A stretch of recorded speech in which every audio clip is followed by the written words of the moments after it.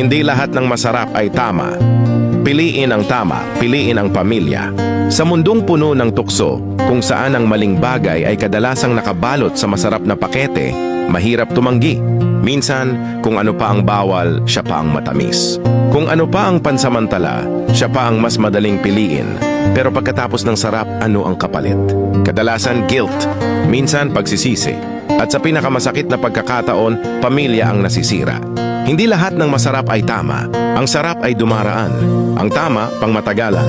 Ang tukso ay nagbibigay aliw sa sandali. Pero ang pamilya ang nagbibigay saysay sa buong buhay. Kapag pinili mong magpadala sa pansamantalang kasiyahan, hindi lang sarili mo ang naaapektuhan. May mga mata ng anak na nawawalan ng tiwala. May pusong tapat na nasasaktan.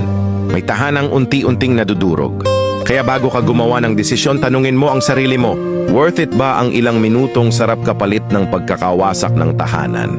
Worth it ba ang pansamantalang kilig kapalit ng panghabambuhay na sakit ng mga mahal mo? Ang katapatan, respeto at pagmamahal ay hindi laging madaling piliin. Pero ito ang tamang daan. Ito ang daang hindi nagiiwan ng sugat.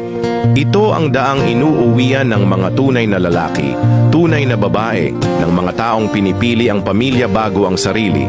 Sa dulo ng araw, hindi ang tukso ang nagbibigay halaga sa pagkatao.